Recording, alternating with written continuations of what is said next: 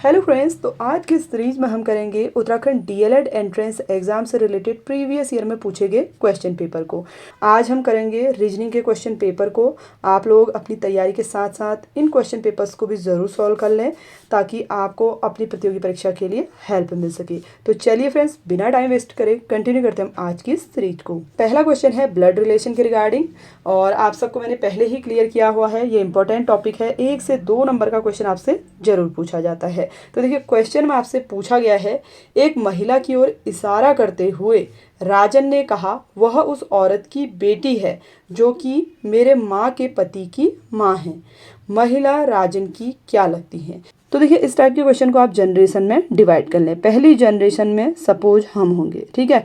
Second generation में हमारे mummy papa होंगे, और उससे पहले वाली जनरेशन में हमारे दादा दादी नाना नानी ये लोग होंगे। तो अब सबसे पहले कहा जा रहा है कि राजन ने एक महिला की ओर इशारा करते हुए, सपोज यहाँ पर राजन है, इसने इस महिला की ओर इशारा किया और कहा, वह उस औरत की बेटी है जो कि मेरे माँ के पति, यानी कि राजन पहली जनरेशन में है, इसकी माँ इस जनरेशन में होगी, माँ के पति यानी कि राजन के पापा। देखिए, पति की माँ का मतलब हो जाएगा, यहाँ पे सेकंड जनरेशन में पापा हैं तो उनकी माँ थर्ड जनरेशन में होगी, यानी कि ये राजन की क्या होंगी? दादी होंगी। ये राजन की दादी हो जाएंगी और पति की माँ है। अब इनकी बेटी है कहा जा रहा है ये महिला। तो राजन किस प्रकार संबंधित है? तो देखिए, राजन के पापा की जो बहन होगी वो क्या होगी? राजन की बुआ हो जाएगी। सिंपल सा है, आपको यहाँ पे कॉन्सेप्ट क्लियर हो चुका होगा। ठीक है, तो आपको क्वेश्चन किस तरीके से सॉल्व करना है, सबसे पहले क्वेश्चन को आप जनरेशन में डिवाइड कर लेंगे। इससे आपको क्वेश्चन सॉल्व करने में आसानी होगी। ठीक है, तो राजन की बुआ लगेंगी, तो राइट आंसर हो जाएगा ऑप्शन ए। सेकंड क्वेश्चन देखिए, क्वेश्चन नंबर 52 एंड 53 कोडिंग से रिलेटेड है। यहाँ पे आपको कोड लैंग्वेज में 481 का अर्थ दिया गया है, स्काई इज ब्लू। 246 का मीनिंग दिया गया है, सी इज डीप। 698 का मीनिंग दिया गया है, सी लुक्स ब्लू। तो आप इसको कैसे सॉल्व करेंगे? तो सिंपल सा है, देखिए आपको इसमें एक तो डीप का कोड कौन सी संख्या होगी ये बताना है, और इसी के रिगार्डिंग जो आपका सेकंड क्वेश्चन है लुक्स का कोड आपको बताना है। तो 2 क्वेश्चन आपके कोडिंग के रिगार्डिंग एक ही टॉपिक से जुड़े हुए पूछे गए हैं। तो सबसे पहले देखिए, आप इसको इस तरीके से लिख लें, जैसे स्काई इज ब्लू आपसे कहा जा रहा है, इसे लिखा जा रहा है 481। सेकेंड आपसे कहा जा रहा है सी इज डीप, इसे लिखते हैं 246। और थर्ड है सी लुक्स ब्लू, और इसे लिखा जाता है 698। इस तरीके से आप इसे लिख लेंगे। अब इसमें आपको कॉमन वर्ड सेलेक्ट करना है, कॉमन नंबर सेलेक्ट करना है। सबसे पहले देखिए, स्काई आपको और किसी सेंटेंस में नहीं मिल रहा है, तो आप पहले इज का कोड देख लें। इज इसमें भी कॉमन है, इसमें भी कॉमन है। अब यहाँ पे आप नंबर देखेंगे कौन सी डिजिट कॉमन है, तो इसमें है 4 कॉमन, तो इज का कोड हो जाएगा 4। ब्लू देखिए, एक तो आपको यहाँ पे दिया गया है, एक है लास्ट वाले सेंटेंस में।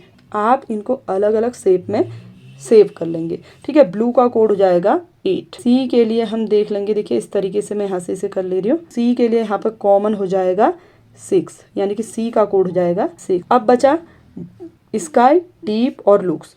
स्काई के लिए देखिए एक ही नंबर छूट रहा है, 1, तो स्काई का कोड हो जाएगा 1। डीप के लिए 2 छूट रहा है, 2 किसी में भी कॉमन नहीं है, तो 2 डीप का कोड हो जाएगा। और दूसरा पूछा गया था आपसे लुक्स के लिए क्या कोड होगा, तो लुक्स के लिए हो जाएगा 9। तो बहुत ही सिंपल तरीके से आप इसको सॉल्व कर सकते हैं और इसमें आप पूरा स्कोर गेन कर सकते हैं। तो डीप का कोड आपको क्लियर हो चुका होगा, 2 है, और लुक्स के लिए हम कोड यूज करेंगे 9।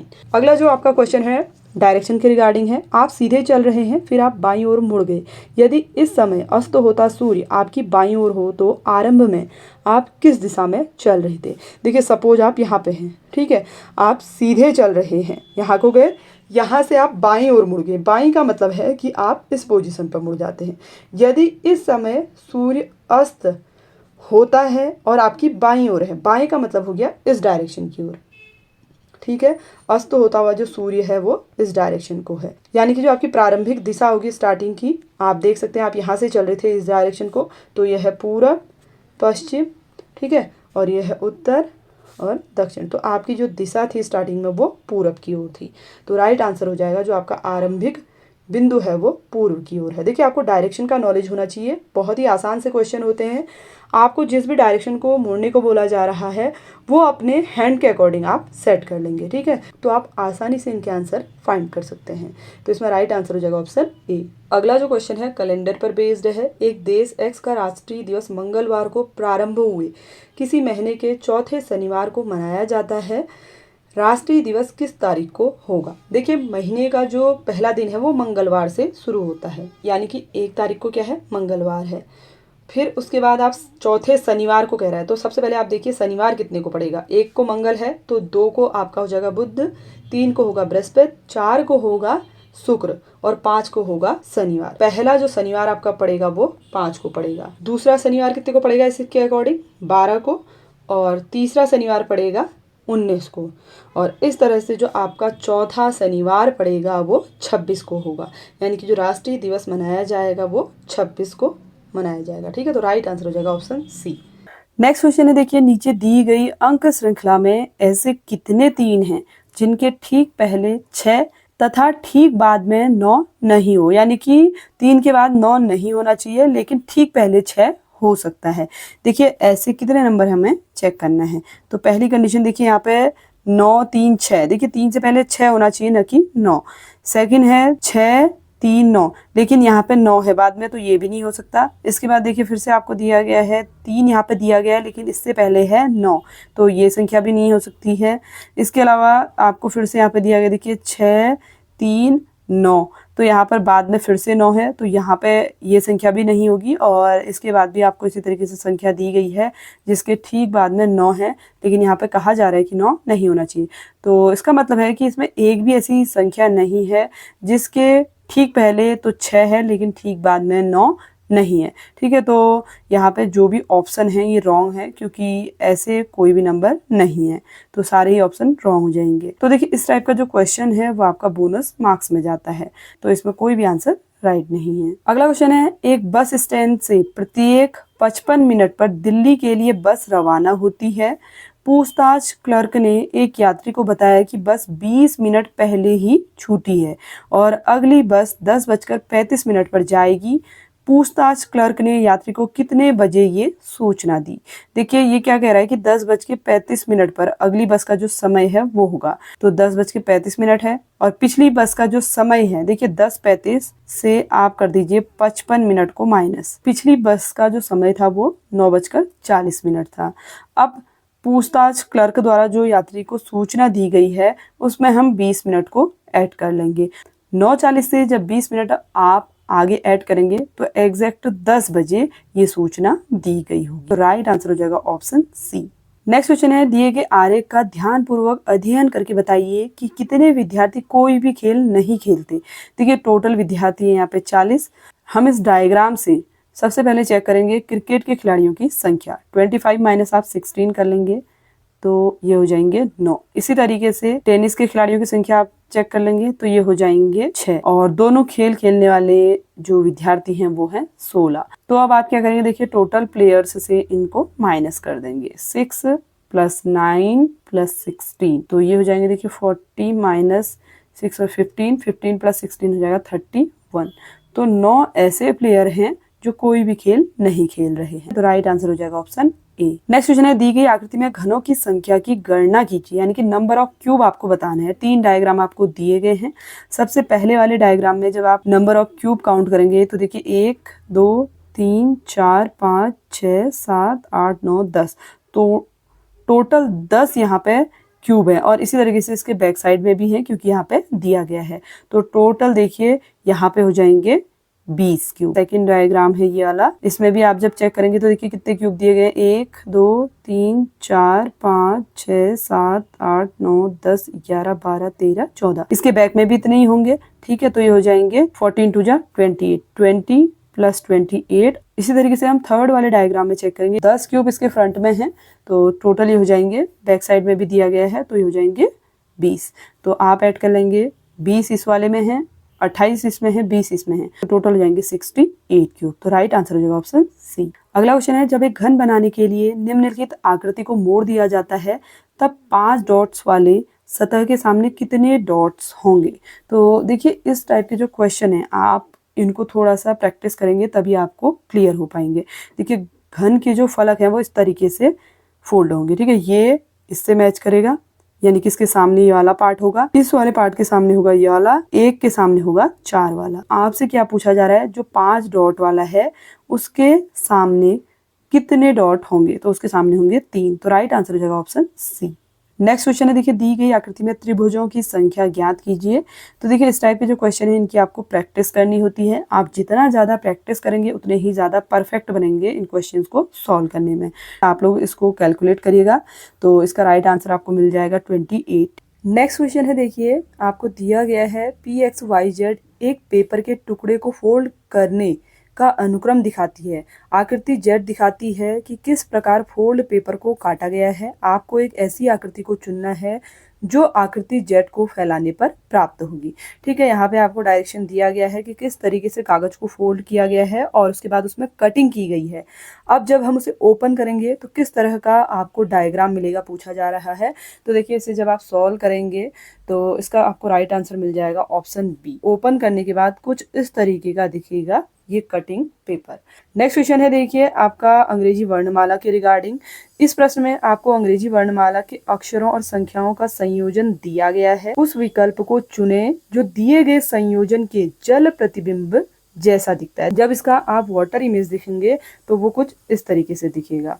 अगला क्वेश्चन है मिरर इमेज के रिगार्डिंग। आपसे कहा जा रहा है जब हम इस एक्स इमेज को मिरर में देखते हैं तो ये हमें किस तरह का दिखेगा। तो राइट आंसर होगा ऑप्शन बी, कुछ इस तरह से दिखेगा ये हमें मिरर में। नेक्स्ट क्वेश्चन है चित्र पर विचार कीजिए। यहाँ पे आपको एक डायग्राम दिया गया है। किसी भी दो आसन्न क्षेत्रों में समान रंग भरे बिना दी गई आकृति को पेंट करने के लिए आवश्यक विभिन्न रंगों की न्यूनतम संख्या क्या होगी।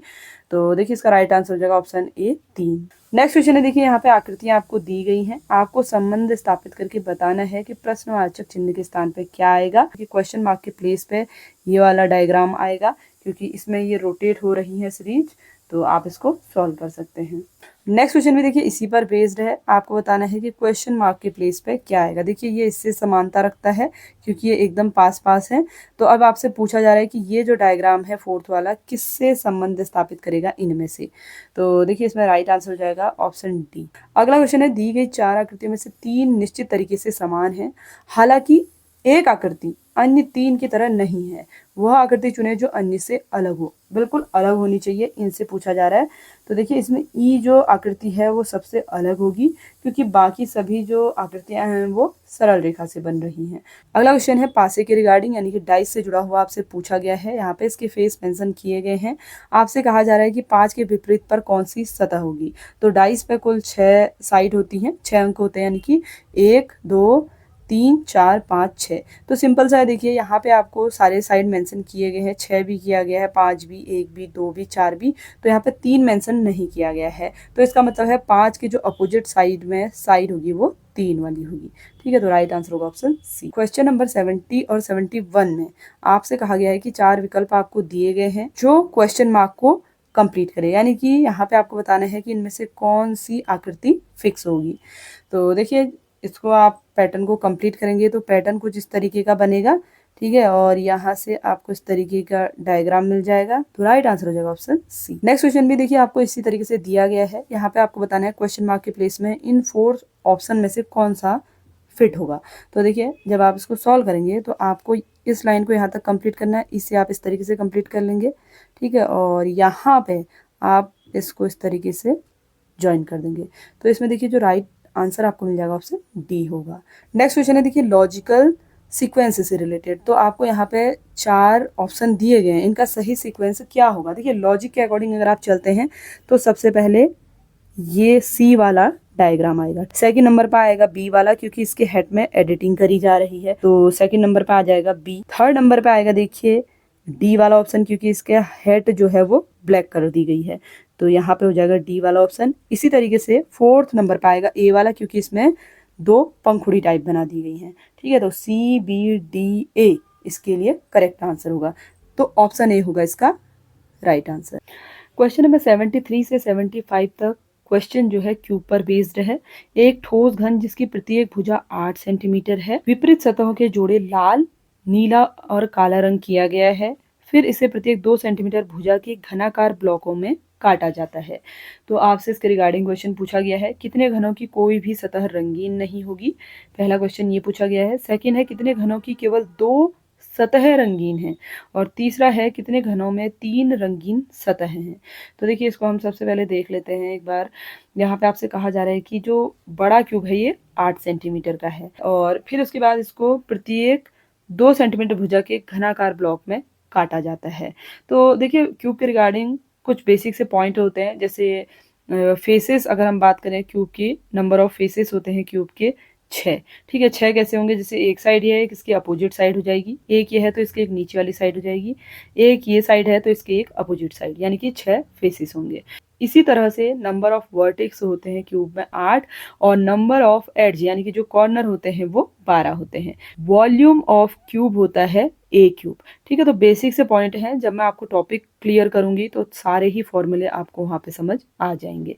तो देखिए फ्रेंड्स, यहाँ पे आपसे जो क्वेश्चन पूछा गया है, सबसे पहले इसमें कहा जा रहा है कि जो बड़ा क्यूब है वो 8 सेंटीमीटर का है और 2 सेंटीमीटर भुजा के घनाकार इसमें ब्लॉक काटे जा रहे हैं। तो देखिए, यहाँ पर क्यूब हो जाएंगे टोटल 4, तो 4 क्यूब होंगे। अब इसमें से आपसे कहा जा रहा है कि कोई भी सतह रंगीन न होने वाले घनों की संख्या कितनी होगी। तो देखिए, आप इसे सिंपली सॉल्व कर लेंगे। n-2, ठीक है, 4 माइनस 2 आप करेंगे, इसका होल पावर आप 3 कर देंगे, क्योंकि वॉल्यूम ऑफ क्यूब होता है a⁻3। तो यहाँ हम इसको जब सॉल्व करेंगे 4 माइनस 2, तो 2⁻3, यानी कि राइट आंसर आपको मिल जाएगा 8। यानी कि कोई भी सतह रंगीन न होने वाले घनों की संख्या हो जाएगी 8। इसी तरह से आप सेकंड वाले क्वेश्चन को भी कैलकुलेट कर सकते हैं, कितने घनों में केवल 2 सतह रंगीन है। देखिए, एड्ज होते हैं टोटल 12, तो इससे हम इसको कैलकुलेट कर लेंगे। नंबर ऑफ क्यूब माइनस 2, इसे सॉल्व करने पर आपको मिल जाएगा, देखिए 4 माइनस 2 आप यहाँ पे कर लेंगे तो हो जाएगा 12 इंटू 2 24। 2 सतह रंगीन होंगी, ऐसे कितने घन हो सकते हैं, 24। अगला क्वेश्चन, कितने घनों में 3 रंगीन सतह हैं। तो 3 रंगीन सतह वाले जो घन होंगे वो 8 हो जाएंगे। तो आप लोग इसको कैलकुलेट कर सकते हैं। देखिए, यहाँ पे आपको दिया गया है, पैटर्न दिया गया है और इसके अलग अलग पार्ट दिए गए हैं। जब हम इसको जोड़ेंगे तो हमको कौन सी उत्तर आकृति मिलेगी, हमसे पूछा गया है।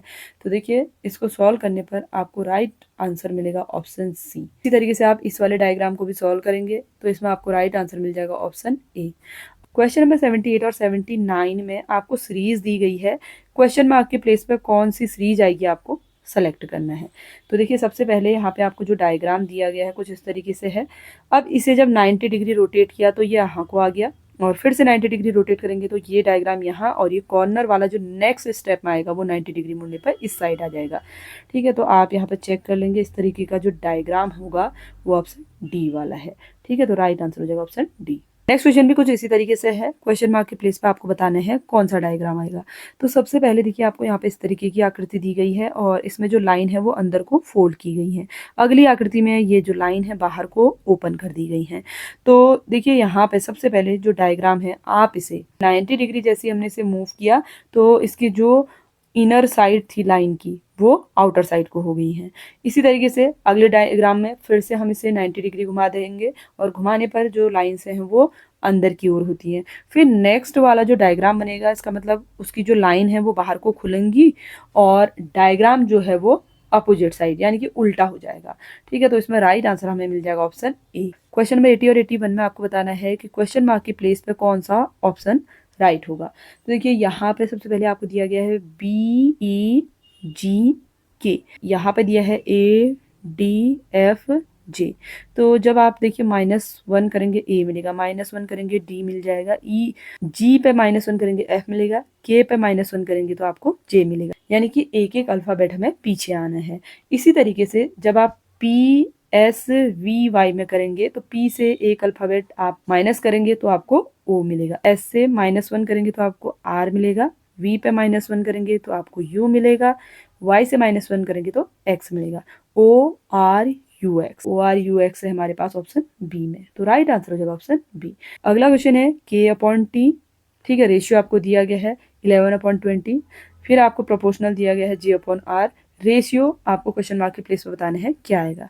देखिए, K आपका इंग्लिश अल्फाबेट में 11वें नंबर पर आता है, T आता है 20वें नंबर पे। ठीक है, वर्णमाला का क्रम आपको पता होना चाहिए, आप इनको आसानी से सॉल्व कर सकते हैं। जे का वर्णमाला में जो नंबर होता है वो 10वां है और आर का है 18वां। तो इसका राइट आंसर आपको मिल जाएगा 10/18। ऑप्शन ए राइट आंसर होगा। अगला क्वेश्चन है, देखिए फ्रेंड्स, यहाँ पे आपको बताना है, पैटर्न दिया गया है, आपको बताना है कि जो क्वेश्चन मार्क है उस पर कौन सा नंबर आएगा। तो यहाँ पे जो सीक्वेंस है देखिए 2 4 20, यानी कि आप यहाँ पे 2 का स्क्वायर करेंगे, 4 का स्क्वायर करेंगे और उनको ऐड कर देंगे। 4 4 जा 16 प्लस 4 करेंगे, आपको 20 मिल गया। इसी तरीके से आप 3 का स्क्वायर कर लेंगे और 9 का स्क्वायर करेंगे, तो 3 3 जा 9, 9 9 जा 81, तो यहाँ पे आपको मिल गया 90। जब आप 1 का स्क्वायर करेंगे और 5 का स्क्वायर करेंगे तो आपको मिल जाएगा देखिए 26। ठीक है, तो राइट आंसर आपको मिल जाएगा ऑप्शन बी। देखिए आपको स्क्वायर रूट, क्यूब रूट कम से कम 20 तक लर्न होनी चाहिए, क्योंकि इनसे आपका समय बचेगा एग्जाम में। अगला क्वेश्चन भी कुछ इसी तरीके से आपको दिया गया है, यहाँ पर पैटर्न दिया गया है, आपको बताना है कि क्वेश्चन मार्क की प्लेस पे क्या आएगा। देखिए यहाँ पे हमने किया 4 × 3, तो हमें मिल जाएगा 12 + 3 15। ठीक है, यानी कि बीच वाला नंबर मिल गया। 7 × 5 करेंगे, 7 × 5 + 3 करेंगे तो आपको मिल जाएगा 35 + 3 38, बीच वाला नंबर आपको मिल जाएगा। थर्ड में है देखिए 3 × 5 + 3, तो ये हो जाएगा 15 + 3 18। तो आपको थर्ड यानी जो क्वेश्चन मार्क है इसके प्लेस पे जो नंबर फिक्स करना है वो है 18। राइट आंसर हो जाएगा ऑप्शन बी। देखिए बहुत ही सिंपल से क्वेश्चन है, थोड़ा बहुत अगर आप मेहनत करते हैं तो आप रीजनिंग में एक अच्छा स्कोर गेन कर सकते हैं। अगला महत्वपूर्ण प्रश्न है 84 से लेकर 86 तक प्रत्येक प्रश्न में 4 विकल्प दिए गए हैं, जिनमें से 3 विकल्प किसी न किसी रूप में एक समान है, एक विकल्प इनमें से भिन्न है और उस भिन्न विकल्प को आपने सेलेक्ट करना है, यानी कि ऑड वन आपको सेलेक्ट करना है। ऋग्वेद, यजुर्वेद, अथर्ववेद, आयुर्वेद। तो देखिए आयुर्वेद को छोड़कर सभी वेदों के प्रकार हैं, जबकि आयुर्वेद क्या है, प्राचीन चिकित्सा विज्ञान है। ठीक है, यहाँ पे आपको क्या दिया गया है, आयुर्वेद, तो आयुर्वेद चिकित्सा पद्धति से जुड़ा हुआ है। तो ये पॉइंट आपको यहाँ पे समझ आ चुका होगा कि ये कैसे डिफरेंट है। क्वेश्चन नंबर 85 है, ज्यामिति, बीजगणित, त्रिकोणमिति और गणित, इन सभी में से आपको ऑड वन सेलेक्ट करना है। तो देखिए गणित जो है सबसे अलग होगा, क्योंकि ये गणित के प्रकार के अंतर्गत आता है। ज्योमेट्री गणित के अंतर्गत आती है, बीज गणित आती है, त्रिकोणमिति आती है। ठीक है, ये सब गणित यानी कि मैथमेटिक्स के अंदर आते हैं, तो इसमें मैथमेटिक्स सबसे अलग होगा। क्वेश्चन नंबर 86 है, प्लासी, हल्दीघाटी, पानीपत, सारनाथ। देखिए सारनाथ को छोड़कर सभी स्थानों पर ऐतिहासिक युद्ध लड़े गए हैं, तो सबसे अलग हो जाएगा ऑप्शन डी। अगला महत्वपूर्ण प्रश्न है, देखिए आपका डाइस से जुड़ा हुआ, आपसे पूछा जा रहा है उस पासे का चयन कीजिए जो एक प्रसारित पासे के दिए गए चित्र x को मोड़कर बनाया गया है, यानी कि इस डायग्राम को मोड़कर कौन सा डायग्राम इनमें से बन पाएगा। देखिए जब आप डाइस को सॉल्व करते हैं तो 1 के सामने होगा 5 वाला फेस और 6 के सामने हो जाएगा आपका फर्स्ट यानी कि 4th वाला फेस और 2 के सामने आ जाएगा 3rd। तो यहाँ पे अब आपको चेक करना है कि किस तरीके से आप इसे सॉल्व कर पाएंगे। तो 2 4 1 सबसे ऊपर मिलेगा। ठीक है, तो ये आंसर क्या हो जाएगा इसके लिए, राइट होगा। क्वेश्चन नंबर 88 है, एक परिशुद्ध घड़ी 3 बजे का समय दर्शा रही है, घंटे की सुई 135 डिग्री घूमने के बाद क्या समय होगा। तो देखिए आपको क्लॉक के रिगार्डिंग क्वेश्चन पूछा गया है। देखिए आपको पता है कि घंटे की सुई 12 घंटे में 360 डिग्री का कोण बनाती है, तो आपको इसको सॉल्व करने का आसान सा तरीका पता होना चाहिए। आप देखिए 12 × 135/360 करेंगे, यानी कि 4.5 घंटे। तो 4.5 घंटे आप आगे ऐड कर लेंगे 3 में, तो ये हो जाएगा 7.5, यानी कि जो 135 डिग्री घूमने के बाद समय देगी वो 7:30 बजे का देगी। ठीक है, तो राइट आंसर होगा ऑप्शन बी। अगला महत्वपूर्ण प्रश्न है, एक विद्यार्थी को एक परीक्षा में सही प्रश्न करने के 4 नंबर मिलते हैं, गलत करने पर 1 नंबर काट दिया जाता है। यदि विद्यार्थी ने सभी 75 प्रश्न किए और उसे 125 नंबर मिले तो बताइए उसने कितने प्रश्न सही हल किए। देखिए इस क्वेश्चन को आप लीनियर इक्वेशन बना के सॉल्व कर सकते हैं, एक्स और वाई लेकर। जब आप इसे सॉल्व करेंगे ना तो राइट आंसर मिल जाएगा ऑप्शन बी। अगला क्वेश्चन है, 21 लड़कियों की एक पंक्ति में जब मोनिका 4 स्थान दाईं ओर खिसकी तो वह बाएं सिरे से 12वीं हो गई। पंक्ति के दाएं सिरे से उसकी पहली स्थिति क्या थी। तो देखिए इसे जब आप सॉल्व करेंगे, देखिए 12वीं पोजीशन से वो 4 आगे आती है, यानी कि 8वीं पोजीशन पर आ जाती है। 21 में से आप 8 माइनस करके उसमें +1 कर लेंगे तो आपको इसकी करेक्ट पोजीशन मिल जाएगी, यानी कि पहली जो स्थिति रही है उसकी ये हो जाएगी 14। ठीक है, तो राइट आंसर आपको मिलेगा ऑप्शन डी। क्वेश्चन नंबर 91 से लेके 93 तक आपको दिया गया है एक निश्चित संख्या में कुछ व्यक्ति एक पंक्ति में बैठते हैं तथा सभी का मुख उत्तर दिशा की ओर है। रंजन पंक्ति के बाएं छोर से चौथा बैठता है। रंजन तथा सीमा के बीच 2 व्यक्ति बैठते हैं। पूजा सीमा के तुरंत दाएं बैठती है। जितने व्यक्ति पूजा व सीमा के बीच बैठे हैं उतने ही व्यक्ति दिनेश व पूजा के बीच बैठते हैं। दिनेश रंजन के बाएं नहीं बैठता है। तो ये आपको यहाँ पे एक स्टेटमेंट दी गई है। अब इसके रिगार्डिंग आपसे लगभग 4 से 5 नंबर के क्वेश्चन पूछे गए हैं, जिसमें पहला क्वेश्चन है, देखिए, रंजन तथा दिनेश के बीच कितने व्यक्ति बैठते हैं। तो देखिए फ्रेंड्स, सबसे पहले हम इनका सीटिंग अरेंजमेंट कर लेंगे। ठीक है, यहाँ पे आपसे कहा जा रहा है कि एक निश्चित संख्या में कुछ व्यक्ति एक पंक्ति में बैठते हैं और इनका मुंह है उत्तर दिशा की ओर। रंजन पंक्ति में बाएं छोर से चौथा बैठता है। देखिए चौथा यानी कि 1 2 3 4, यानी कि यहाँ पे रंजन है। और देखिए रंजन और सीमा के बीच में है 2 व्यक्ति, तो मतलब सीमा यहाँ पे है। इसी तरीके से पूजा सीमा के तुरंत दाएं बैठती है। देखिए दाएं कहा जा रहा है, सीमा के दाएं, तो सीमा का जो दायां है वो इस साइड होगा। यहाँ पे बैठी है पूजा। इसके बाद आपसे कहा जा रहा है जितने व्यक्ति पूजा व सीमा के बीच बैठते हैं उतने ही व्यक्ति दिनेश व पूजा के बीच बैठते हैं। पूजा और सीमा के बीच में कोई भी व्यक्ति नहीं बैठा है। इसका मतलब है कि दिनेश और पूजा के बीच में भी कोई नहीं बैठा है। यहाँ पे होगा सीधे दिनेश। तो देखिए फ्रेंड्स, आपसे पहला क्वेश्चन पूछा गया है, रंजन तथा दिनेश के बीच कितने व्यक्ति बैठते हैं। तो देखिए रंजन और दिनेश के बीच है 4 व्यक्ति। सेकंड क्वेश्चन आपसे पूछा गया है, रंजन के सापेक्ष पूजा का क्या स्थान है। तो पूजा का स्थान है चौथे नंबर पे। ठीक है, तो ये इसके दाएं साइड, ठीक है, दाएं से चौथा है। तो राइट आंसर होगा ऑप्शन डी। इसके बाद आपसे अगला क्वेश्चन पूछा गया है कि पंक्ति में कुल कितने व्यक्ति बैठते हैं। तो देखिए टोटल है 1 2 3 4 5 6 7 8 9। अगला क्वेश्चन है, देखिए, वंडरफुल शब्द के अक्षरों को वर्णमाला के क्रम में क्रमबद्ध किए जाने पर कितने अक्षरों के स्थान अपरिवर्तित रहेंगे, यानी कि कोई भी चेंज नहीं आएगा। ऐसे कितने लेटर हैं आपको बताना है। देखिए जब आप इसको सॉल्व करेंगे तो यू का जो स्थान है वो चेंज नहीं होगा, तो ओनली एक लेटर होगा। ठीक है, तो राइट आंसर होगा ऑप्शन ए। क्वेश्चन नंबर 95 है, कौन सा विकल्प नीचे दिए गए शब्दों का सार्थक क्रम दर्शाता है। उपन्यास, लेखक, पुरस्कार, कथानक, प्रकाशित। तो इसमें राइट आंसर होगा, देखिए ऑप्शन सी, 2 4 1 5 3 वाला जो सीक्वेंस होगा वो करेक्ट होगा। अगला क्वेश्चन आपको दिया गया है, यदि किसी सांकेतिक भाषा में LOSE का कोड MQVI लिखा जाता है तो उसी सांकेतिक भाषा में GAIN यानी कि गेन का कोड क्या होगा। तो आप सॉल्व करेंगे LOSE। ठीक है, तो आपको सबसे पहले +1 की सीक्वेंस यहाँ पर दी गई है, M मिल रहा है। +2 आप करेंगे तो आपको Q मिलेगा। 3 करेंगे आप प्लस तो आपको V, और +4 करेंगे तो आपको मिल जाएगा I। तो यानी कि यहाँ पे एक सीक्वेंस हमें मिल रहा है। इसी तरीके से आप GAIN में भी फॉलो करेंगे, तो G+1 आप करेंगे तो आपको मिल जाएगा H। इसी तरीके से A में करेंगे +2 तो आपको C मिलेगा। I में आप +3 कर लेंगे L, और N में +4 करेंगे तो मिलेगा R। HCLR राइट आंसर होगा। नेक्स्ट क्वेश्चन है, प्रश्नवाचक चिन्ह के स्थान पर क्या आएगा। यहाँ पे आपको सीक्वेंस दिया गया है, बताना है कि क्वेश्चन मार्क के प्लेस पर क्या आएगा। तो 2 + 2 करेंगे 4 मिलेगा। 4 प्लस आप 4 करेंगे तो आपको मिल जाएगा 8। 8 में जब आप 6 ऐड करेंगे तो आपको 14 मिलेगा। 14 में जब आप 8 ऐड करेंगे तो आपको मिलेगा 22। देखिए बी के बाद आपको सी मिल रहा है, यानी कि +1 हमने करा, सी मिल गया। सी में आप +2 करेंगे, ई मिलेगा। ई में आप +3 करेंगे, आपको एच मिलेगा। एच में +4 करेंगे तो आपको एल मिलेगा। तो देखिए इसके लिए आपको करेक्ट आंसर मिलेगा 22L। ठीक है, तो राइट आंसर इसका हो जाएगा ऑप्शन बी।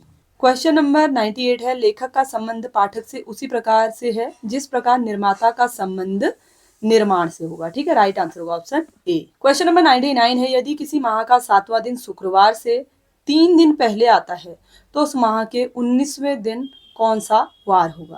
तो देखिए इस टाइप के क्वेश्चन आपसे पूछे जाते हैं, तो इसको जब आप सॉल्व करेंगे तो राइट आंसर मिलेगा ऑप्शन ए, रविवार। नेक्स्ट और आज का लास्ट क्वेश्चन है, कतार में ए सामने से 18वें स्थान पर जबकि बी पीछे से 16वें स्थान पर है। यदि सी सामने से 25वें स्थान पर है तथा ए और बी के ठीक बीच में है तो कतार में कितने लोग हैं। तो देखिए आप इसका सीक्वेंस सबसे पहले मैनेज करेंगे। स्टार्टिंग से ए का जो पोजीशन है वो 18वां है और सी का जो पोजीशन है स्टार्टिंग से वो 25वां स्थान है कह रहा है और बी का पीछे से 16वां स्थान है। तो इस तरीके से देखिए जब आप इनको काउंट करेंगे तो टोटल आपको इनके मिड में ए और बी के बीच में मिल जाएंगे 13 लोग। ठीक है, तो जब आप ये सीक्वेंस को सॉल्व करेंगे तो टोटल देखिए पहले ए और बी के बीच में आपको यहाँ पर 13 लोग मिल जाएंगे और जब आप इनको ऐड करेंगे 18 + 16 + 13 तो इस कतार में आपको टोटल 47 लोग मिलेंगे। ठीक है, तो राइट आंसर हो जाएगा ऑप्शन सी। तो फ्रेंड्स आई होप कि आज के रीजनिंग के क्वेश्चन आप सभी के लिए हेल्पफुल रहे होंगे। आप लोग अपनी तैयारी के साथ साथ इन क्वेश्चंस को जरूर प्रिपेयर करें और अगर आपको वीडियो हेल्पफुल लगी हो तो प्लीज वीडियो को लाइक शेयर, चैनल को सब्सक्राइब जरूर। Thanks for watching.